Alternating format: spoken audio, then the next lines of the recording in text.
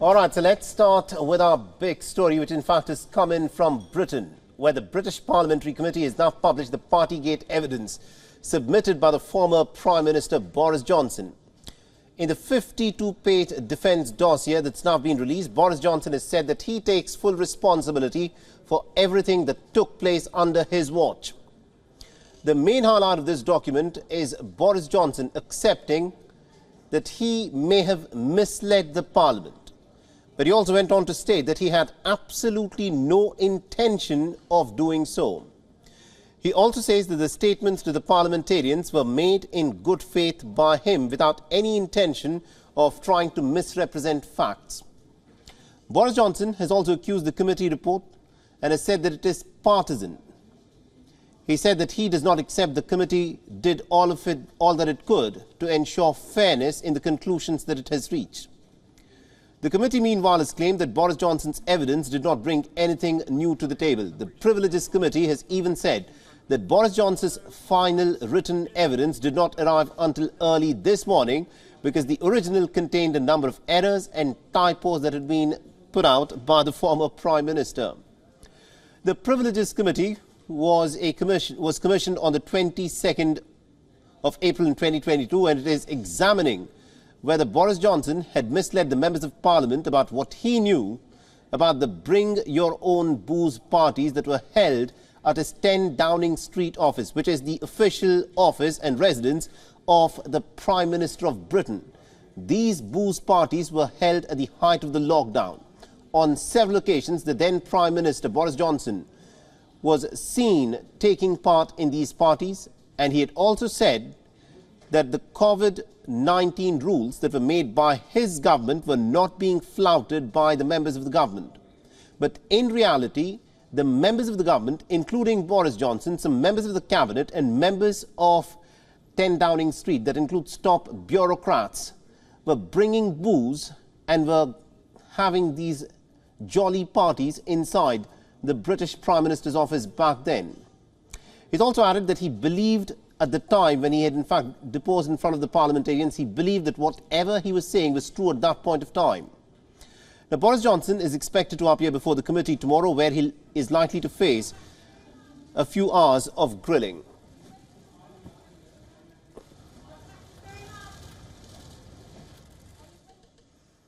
And also, our correspondent Alex Izat is standing by in London. She has all the details on this story for us. Alex, this is extremely embarrassing for the former British Prime Minister Boris Johnson, where he says that he may have misled the parliamentarians when he spoke to them in the Parliament. But he also goes on to state that he had no intention of misleading the parliamentarians. What are we to make of this statement? Yeah, absolutely. So this is a 50-page document. Obviously, it's only just come out, so I haven't fully read all of it yet. But from what we can see and understand in the first couple of pages is that he did accept that the House of Commons was misled, and he said that the statements that he made were in good faith, saying, "I did not intentionally and recklessly mislead the House."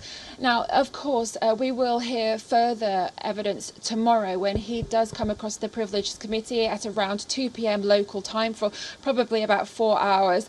But from all of that information that we have from his dossier today, he has already put a counter argument in place for that interim report from the Privileges Committee that said that it should have been obvious that there was rule breaking. He said that it wasn't obvious, and in fact that there is no evidence to suggest otherwise. He does comment on Dominic Cummings, who was his former advisor. Now, he did make some suggestions that a lot of the parties were actually knowingly intentional and therefore illegal.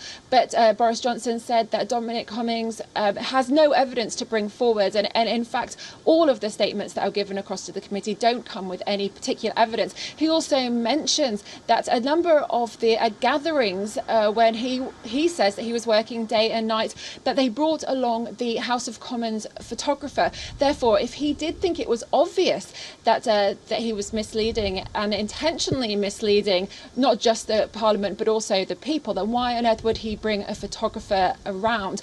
Of course, a lot of his comments, they have been based again on the fact that this committee is not necessarily fit for purpose. A lot of his allies have been suggesting that it is a Labour-led witch hunt, and also that the Privileged Committee and the previous inquiry by Sue Gray should not be fit for purpose. Absolutely indeed, Alex. And also very quickly, if you could tell us as to what could be the consequences of this probe. Now, Boris Johnson, this point of time, is still the member of the Parliament. The lockdown parties, or the bring your own booze parties at 10 Downing Street, were one of the key factors that led to him from being removed from the job of the Prime Minister. But what happens to his political future from here on the basis of this probe that is presently underway? It's likely that this probably will be nearing the end for his political career, even if they do agree that he didn't recklessly and intentionally mislead the Parliament and the House of Commons. The fact of the matter is that those parties were still held during the COVID pandemic, and it's unlikely that he will be put forward as any front bencher in the future, but also he won't necessarily be relinquishing his role as MP, but it's something that would be thought of in the next by-election. Although, as we do understand, that the results from this may not come out until at least close to that date. So even though he may be suspended from the role, he might not be suspended as MP. But what we are expecting is that the general public aren't likely to be backing him any further. I think there has been too much now has gone on that shows that Boris Johnson isn't really one of the best candidates. Absolutely indeed. Thank you very much indeed, Alex Azad, for joining us from London and getting us all those details there. WION is now available in your country. Download the app now and get all the news on the move.